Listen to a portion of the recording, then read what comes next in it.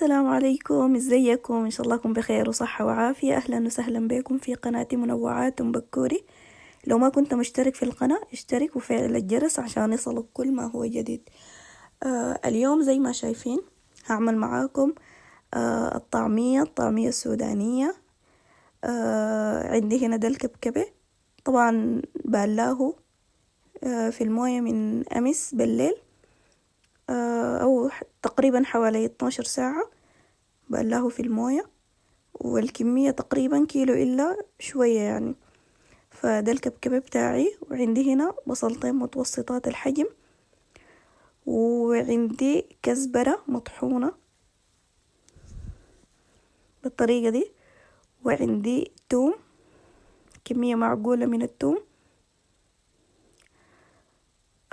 وعندي سمسم. السمسم طبعا اختياري، في ناس بتعمل كمان شمار أخضر، لكن أنا بحب وبكتفي فقط بالسمسم والكزبرة. فعندي هنا بجيب الكبة بتاعتي، أو ممكن تستخدموا المفرمة اليدوية أو الخلاطة برضو كمان بتفرم لكم. فهقوم أجيب الكبة بتاعتي وأكب الكبكبة بتاعي بالطريقة دي. طبعا الكمية ما شاء الله كبيرة، فبقوم بقسمها، بكب جزء والجزء بيستخدمه في المرة التانية، بطحن شوية شوية بالطريقة دي. بعد داك بقوم بجيب البصل بتاعي. البصل كمان هقسم منه شوية واخلي الباقي لبقية الكبكبة. في ناس بدل الكبكبة بيستخدموا اللوبة، فأنا بحب أعمل الطعمية دائما بالكبكبة. وبعد ذاك بقوم بجيب التوم بتاعي، كمان بقسم جزء من التوم، بكب كمية كده معقولة.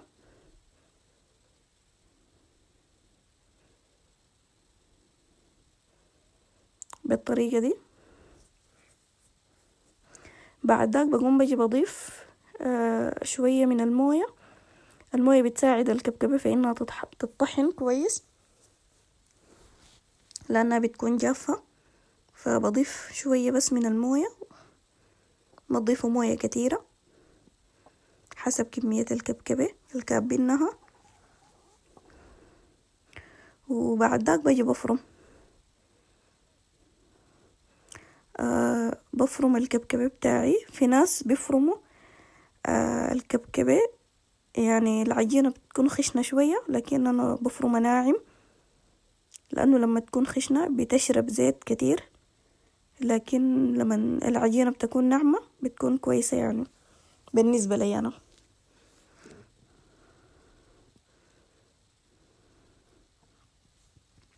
فبقوم بفرم بالطريقة دي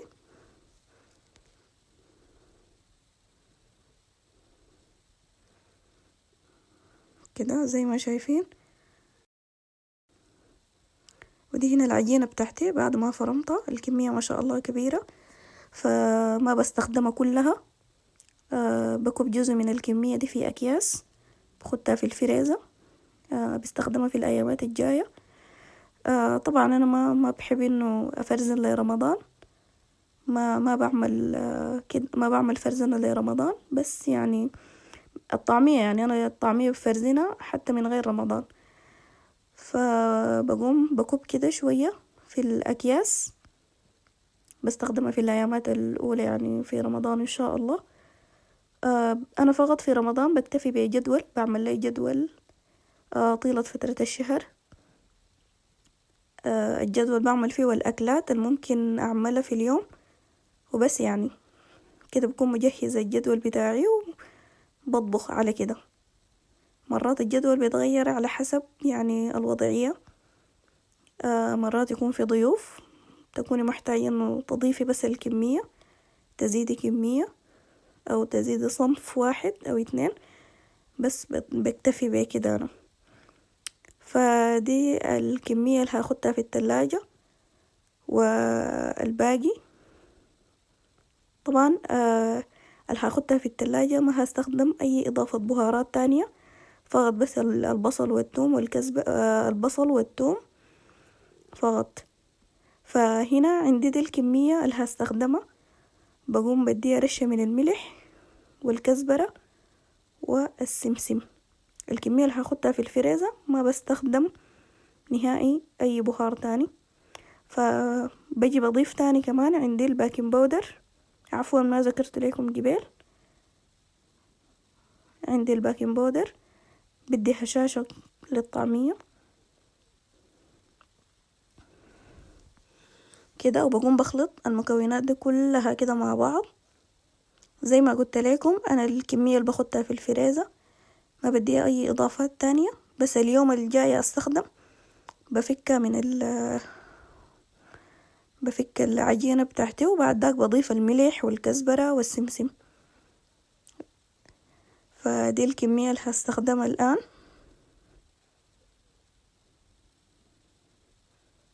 كده بالطريقة دي خلطت كل المكونات مع بعض، كده بقت جاهزة للاستخدام. فهنا عندي 3 طرق أنا بعمل بها الطعمية. عندي السكينة عادية تكون صغيرة، وعندي ملعقة عادية، وعندي الآلة دي بتاعت الطعمية دي. بستخدم ال3 حاجات دي، وكده بتطلع لي أشكال مختلفة. فبقوم بجي بسخن الزيت بتاعي. زيت يكون ما ساخن شديد ولا بارد شديد، يكون وسط. فأول حاجة هستخدمها الآلة دي اللي هي معروفة ومشهورة طبعا. بقوم بعمل كده بالطريقة دي زي ما شايفين. برمي الطعمية كده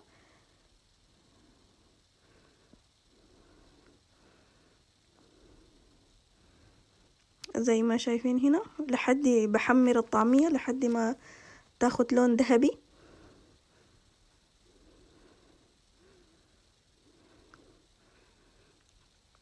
بعد ذاك ببدأ بقلبها،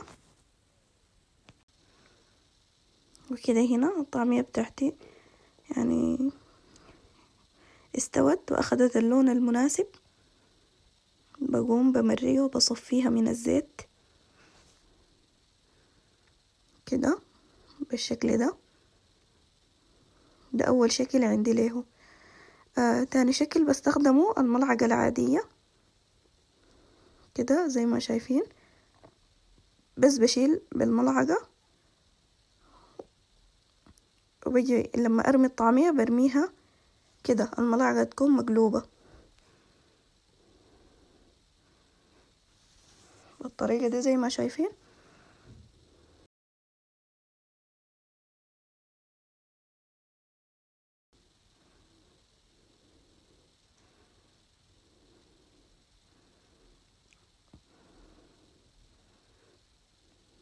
بس هنا التصوير يمكن ما كويس لانه التلفون ما ثابت لي، فمرات بضطر انه استخدم يدي، بمسكه بيدي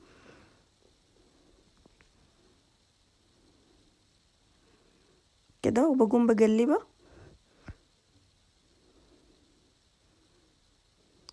ودي الطريقة الثالثة والأخيرة بالسكينة. طبعا بستخدم ما بستخدم الجهة الحادة، بستخدم الجهة التانية اللي ورا. بقوم بشيل كمية معينة من العجينة في يدي، وبقوم يعني كده بقطع وكأني بقطع في العجينة. بواسيها كويس أول حاجة كده زي ما شايفين، بس التصوير هنا ما كويس.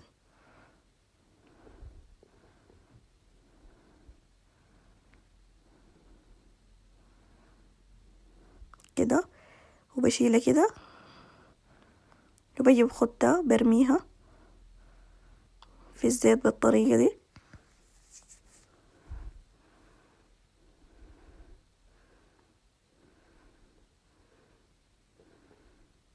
دي أكتر طريقة يعني أنا بستخدمها.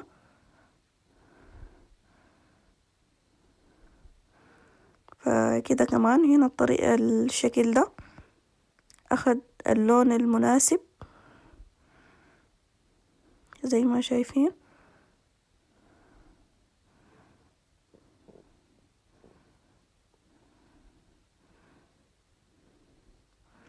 السمسم طبعا بدي شكل ولون وطعم جميل جدا للطعمية.